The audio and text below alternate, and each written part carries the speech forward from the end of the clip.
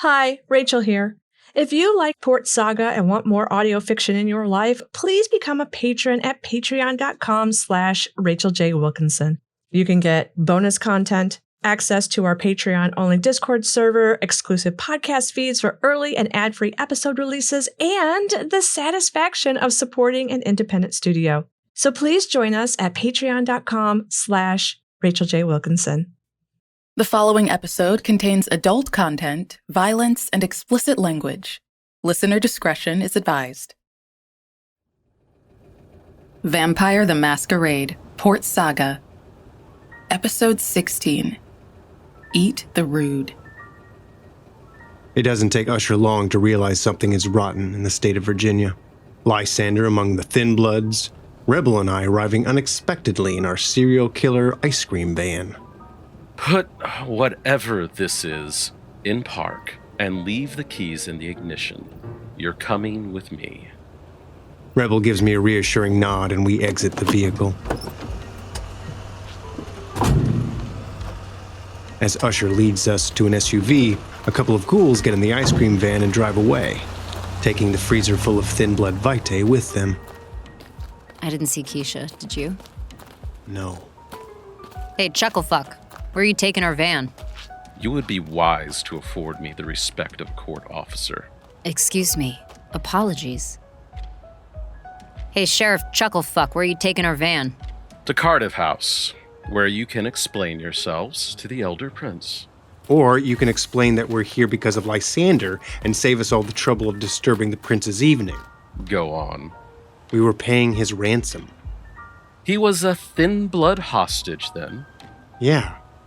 What was the purchase price of his freedom? That van. And why would they kidnap a toreador for an ice cream truck, Mr. Reed? Because inside that van is a freezer full of blood Dante took from them. Usher stops in his tracks and turns to face me. Meanwhile, Rebel looks like she's about to murder me for telling the truth. Do explain. We had a plan. We were going to use it to get Lysander and lure them out so we could capture them. Ah, I see. Then it appears you no longer need the vitae now that I have rectified the situation. Does that mean we're free to go? No, I'm taking you into custody. What for? You did not inform the Sheriff's Office of crimes against a kindred resident, nor did I approve of your plan, both of which have hindered my operation. Hey, we didn't show up until the fight was over. Yes, and instead of hunting down criminals who may have escaped, I'm here, babysitting you. Oh, this is bullshit. And to think, if only you had shown me a modicum of respect.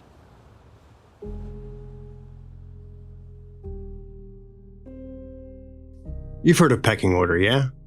Technically, it's called dominance hierarchy. Alphas versus betas and all that. And if you think that's just werewolf shit, you're in for a rude awakening. Werewolves may have turned dominance into a lifestyle, but vampires have elevated it to an art form. The Camarilla presents itself like it's a shining tower on a hill. Clans joined together for mutual benefit, guided by the wise leadership of the Justicariat and the rule of princes. They'll say this rigid, top-down hierarchy provides strong, reliable shelter for those who value humanity, beauty, and purpose. And not to sound like some slacktivist anarch, but under that shimmering facade is a tool of power and control. Secret rituals, Byzantine rules, tangled webs of loyalty, it's all meant to keep the alphas at the top and the betas in their place. Usher marches us into Cardiff House. But instead of heading into the dungeon, he takes us to the south wing where we join a cocktail party of sorts. Prince Quill stands in the middle of a regal parlor that could double as a hunting lodge with as many buckheads as there are on the walls. Along with the mounted heads are a collection of predators. A taxidermy hawk descending on a mouse, a stuffed wolf stalking a corner, and a bobcat coiled ready to pounce. You know, subtle. Marlowe, Craven, Dante, and Archon Locke are here too, joined by Zelda, wearing a floor-length burgundy gown with black opera gloves and chandelier earrings that hang past her shoulders. My goodness, more guests. Your Majesty, we have a situation. How intriguing. May we speak in private? Nonsense. The more the merrier. We'll discuss it over dinner. You there. Quill snaps at an attending ghoul. Add place settings for our party crashers. The ghoul nods and departs. Marlowe and Zelda look amused as Dante acts more like a servant than a guest, refilling wine glasses from a decanter. I can tell from the smell that it's not human blood. It's Vitae. Archon Locke, this is Mr. Titus Reed, Malkavian Whip. Miss Rebel Everhart, the sole Bruja of Port Saga, and this fine fellow is Lysander Valentine, a toreador of some talent. I'm always pleased to meet a fellow toreador. What is your talent, Mr. Valentine? Music, my friend. Poetry of the soul. Dante swings around to hand me a glass. As he pours, he whispers, "You shouldn't be here." Dante, I don't believe you've had a chance to meet Locke yet. It is an honor to meet you, sir. The Archon works for Her Grace, Molly MacDonald. Isn't that right, Zelda? It is. Her Grace has exquisite taste in Archons. Indeed, he is a handsome chap, even if the bar is a bit low for your clan. Pardon? Archon Locke, I heard a rumor that Justicar MacDonald was involved in the explosion that killed the Ministry in Paris. Are you suggesting that Her Grace is dead? Or that Her Grace set off the bomb? Neither. Both. Rumors are like fires, Harold Craven. No one admits to starting them, and before you know it, they're out of control. Her Grace is still standing, I assure you. And quite busy. Yes, I meant to ask, what does the proverbial chessboard look like these nights? See what I mean about chess metaphors? The Sabbat Exodus has altered the landscape for certain, and we continue to claim their abandoned cities for our own. And the Anarchs? Well, from their stronghold on the west coast, they undermine weaker domains within the tower, like Gary, Indiana, and Moonlight Bay. Moonlight Bay is doing just fine. Sorry, the last report had Camarilla control at a single borough. Has that changed? Soon. The Anarchs are hanging on to the other three by their fingernails. If you say so. With a renewed alliance between Prince Quill and Prince Walsh, it'll be done within the month. We're still negotiating, Craven. All I'm saying is that a single well-trained coterie led by Sheriff Usher or even the Archon here... Not this again. For once in your Ventru life, Mr. Craven, put the briefcase away. We're trying to enjoy ourselves. When can we finalize the details? When inspiration strikes. Your Majesty, Prince Walsh grows tired of waiting. And I grow tired of his begging.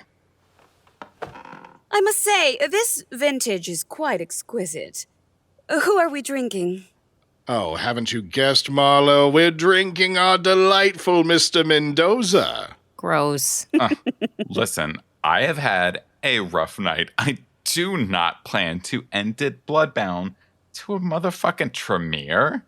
Oh, not to worry, Lysander. They don't like admitting it publicly, but apparently the Tremere have lost the ability to bond anyone ever since the destruction of Vienna. Oh my. Is that so? Well, Dante, cheers to you, because you are positively scrumptious. Oh, Alexander, we should send a bottle of Dante to Prince Walsh. We should. I'm sure we can squeeze another liter out of the boy. Dante says nothing as he casts his eyes to the floor. He's a far cry from the man I faced a month ago. Small, powerless, crushed even.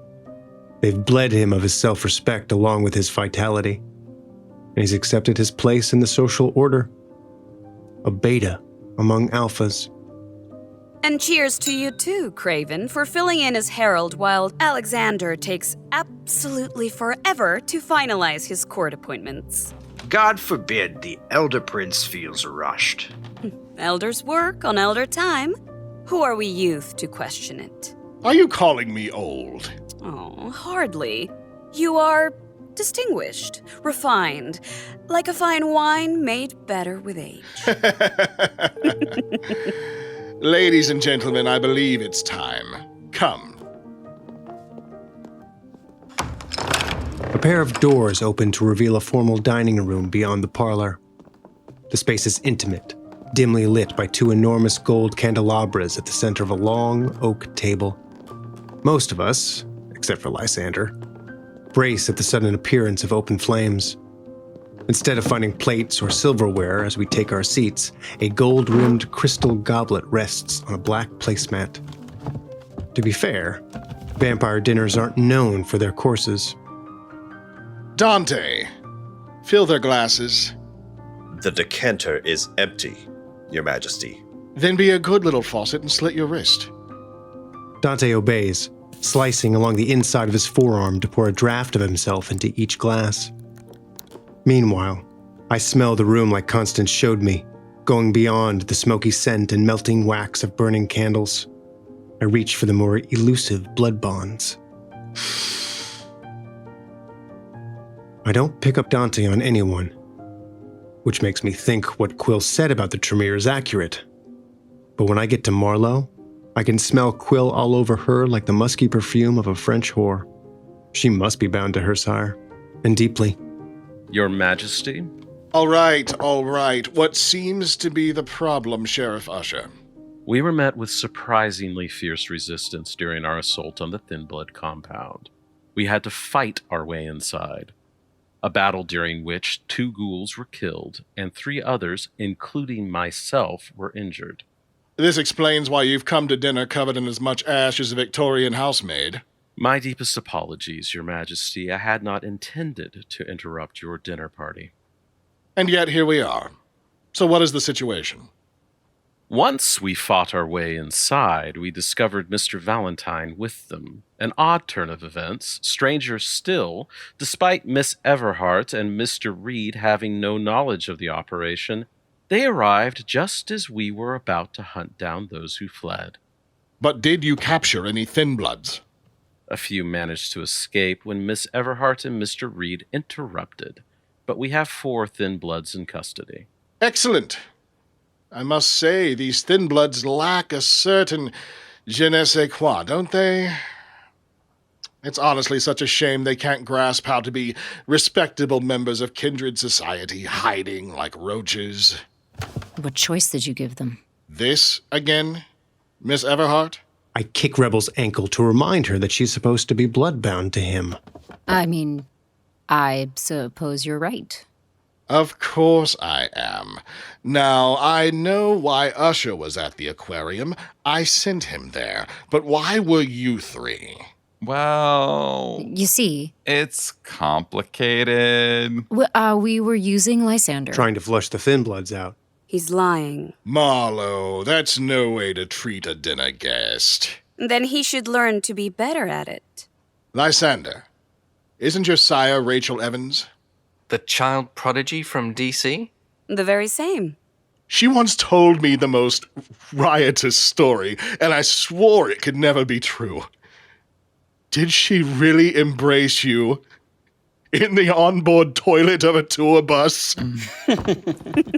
Yes, sir. Oh, I howled with laughter when I heard about it. By the grace of the Almighty, she stumbles on this shrimp-guzzling, talentless hack talking all backwater Nolans. But he is so very pretty. The prettiest poor white trash you ever did meet. I wouldn't say it was exactly like that. After doctors tell him he's dying, this fool spends his last cent on some broken-down tour bus, treating it like his last chance to be a star. I have no idea what delusion Miss Evans might have been under, but she takes pity on this pathetic broken boy and gives him the most ignoble entry into our society as you can imagine. A real crapper smacker. Oh, come on. I can't be the only one who finds it funny. It was certainly a thing, Your Majesty.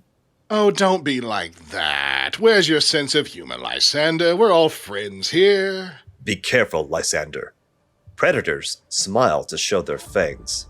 A prince is not allowed to smile now, are we not? Allowed to enjoy each other's company? He doesn't care about any of you. That couldn't be further from the truth. I hold each of you in high regard. He only cares about himself. His treatment of the Thin Bloods is further proof. Oh, you wound me, Dante. The Thin Bloods are part of our great work together. They were part of my work. Work that would have benefited all kindred if you had not squandered it. No. I am ensuring we survive these abominations. They are a threat, roaming the streets in the light of day. They are dangerous. They are dangerous, and unlike my predecessor, I am doing something about it. Has he told you why he is rounding them up? Why not tell them what you plan to use them for? That's enough. Ask him. I said that's enough. Thin Blood Vitae lacks the ability to bond, and elders have such voracious appetites. Who are you to judge me? You insult my age, station, and the centuries I have given to the Camarilla. Anything to stave off the beckoning. You have overstayed your welcome. If I were allowed to leave, I would. I'm done with him. Someone take him back to his cell. Usher stands, gesturing toward two ghouls who swiftly drag Dante out of the room. Careful, Titus. You're next on his list. In the awkward moment that follows, Quill turns to Lysander again. Lysander, would you fetch me the bottle of cognac from the credenza? Sure. Mr. Reed, several nights ago I gave you an assignment. Do you remember? I do. Any luck so far? I've been a little busy. Thank you, Lysander. Please, sit. Take my chair. Okay. Now, Titus, the night of the Primogen meeting afterward, you went on an excursion. Where did you go? That's clan business. Your Majesty, if I may interject. You may not. I just wanted to ensure Craven, be quiet. You should listen to him. Do not treat me like some doddering fool. Where is Hale? I don't know. Suddenly, in a fit of rage, Quill lifts Lysander out of his chair, slams his face on the table, and holds him in a vice grip. Fuck! Where is Hale? I don't know. Quill, snatching the brandy with his free hand, uses his teeth to rip the cork out and pours the alcohol over Lysander's head. Fuck! Marlowe, how long was Titus unaccounted for after the Primogen meeting? About 2 hours. Where did you go, Titus? I don't know. Next, Quill grabs a candle from the candelabra and holds the flame millimeters above Lysander's alcohol-soaked hair. T, if you fucking know something, you better fucking say something. Perhaps we can all settle. Shut up, Craven. I'm just saying that's one hell of a pricey bottle to waste on. Open your mouth one more time and I will tear out your jaw. Let him go. Tell me where you were. I don't know. There's a straightforward explanation for. Usher, take off Craven's head. Without hesitation, the Banu Hakim descends on Craven, sword in hand. As the others scramble to get out of the way, Usher slams the blade into Craven's throat, knocking him and his chair to the floor. Craven tries to speak, but Usher shoves a fist into his mouth while lifting his sword for a second hack. Then a third. Blood and bits fly off the blade. A fourth hit. I'd forgotten just how tough Venture are to kill. Craven claws at Usher's wrist and fist, but it's no use. By the fifth blow, Craven is dead and leaves behind a bloody, ashy mess on the dining room floor.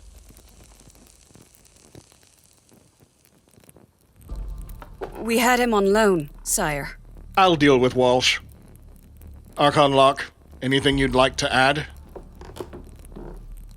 Thy domain is thy own concern, Your Majesty. Excellent. Now, Mr. Reed, I will ask you one more time. Who did you speak to after the Primogen meeting? Wax from the candle drips on Lysander's face. Motherfuck! I was with Craven. With Craven? Yes. Marlowe, He is telling the truth. what were you discussing? The nature of the debts I owe Clan Ventru, and how I might be free of them.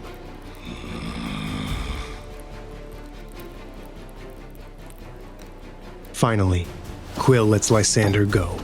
Fucking Christ! The Elder glowers at me while everyone else stares at the mess that used to be Craven. Find her, Mr. Reed, or I will tell this city what I know. Do not test me. Now take your friends and get out of my house.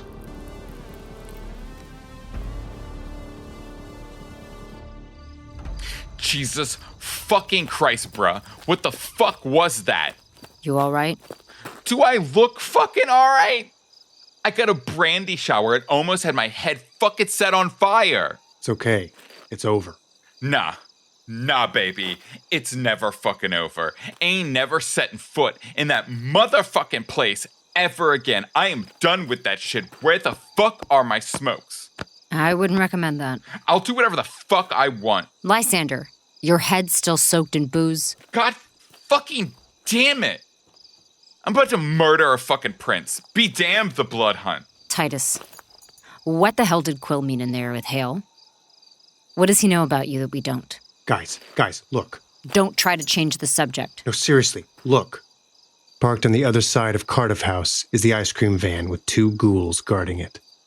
He didn't tell Quill about the van. What? Usher, he didn't tell Quill about the vast quantities of blood in the back of the van. So? Why would he do that? Because the blood addict wants it for himself. What have we been waiting for? What's the one thing we keep talking about? Killing Usher. And here we are, looking at a van full of bait. For a guy who's already wounded and who's already spent a lot of blood tonight in 2 different battles. You want to do this right now? Yes, right now. You, me, and Lysander. Do not drag my ass into this. You're already in it. What's the plan?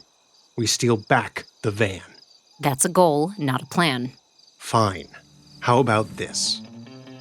Lysander, you're the distraction. Turn on the charm and get the guards focused on you.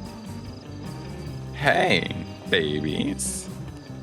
You aren't gonna believe the night I've had. I spilled brandy all over myself, and I thought maybe it was just the shirt, but when I took it off, my skin was just as sticky. See? Touch it. You know, if there's a spigot or something out here I can use to hose myself off. Once he has the guards enraptured, we'll take them out. Then, Rebel, you find the keys and get the van started. Lysander and I grab the guards' radios and hop in the back. Once we have a decent head start, I'll get Usher's attention with the radio. Hey, we're having some trouble with the van. Does someone have eyes on Sheriff Usher? Usher here. Go ahead. Yeah, Titus Reed says to go fuck yourself. I will enjoy killing you.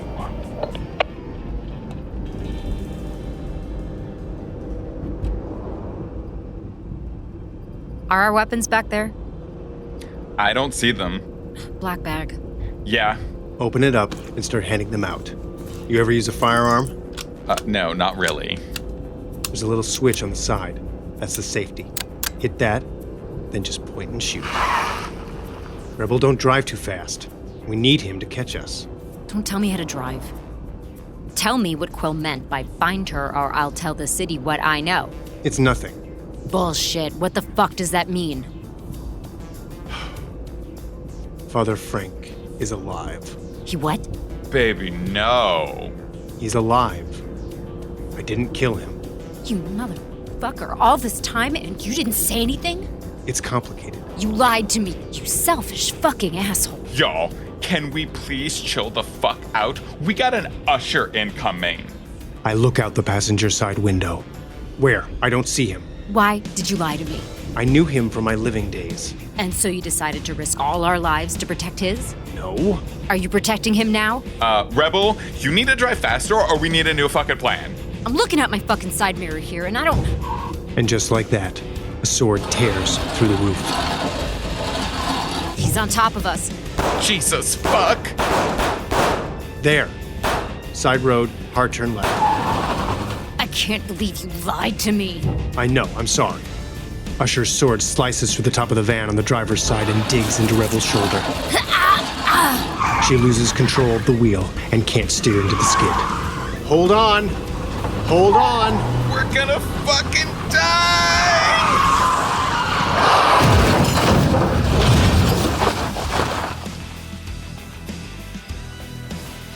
We're on our side. There's glass everywhere and blood leaking down my face. I'm pretty sure I smashed part of my skull. We're not out of this yet.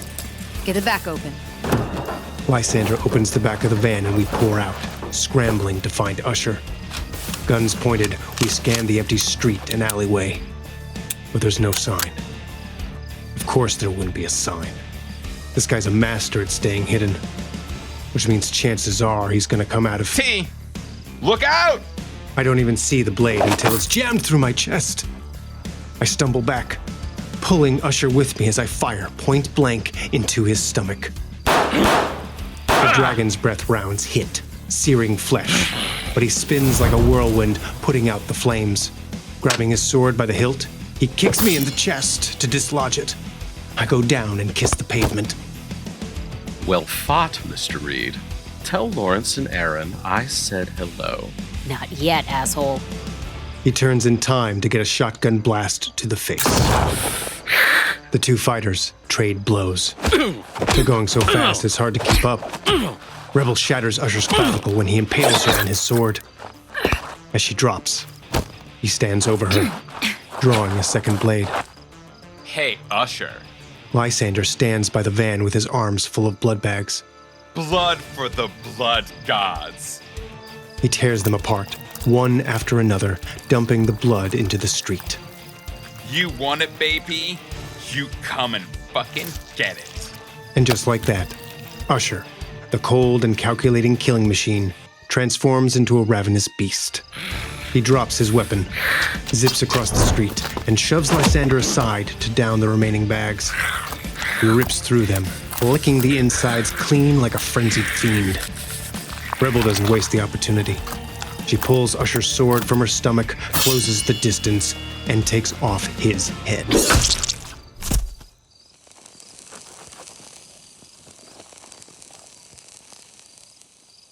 You okay, Lysander? I might, T. Rebel? Yeah. You good? Yeah. Good. Because now, we are properly fucked.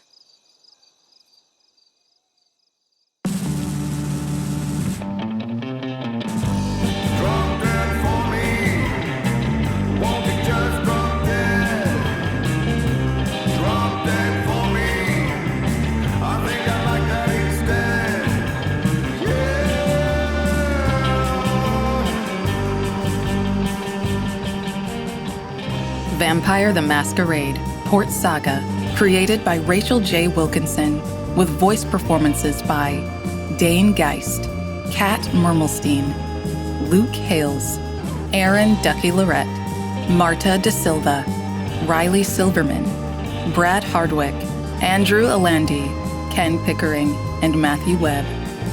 Sound design by Rachel J. Wilkinson. Mixing and mastering by Brandon Strader.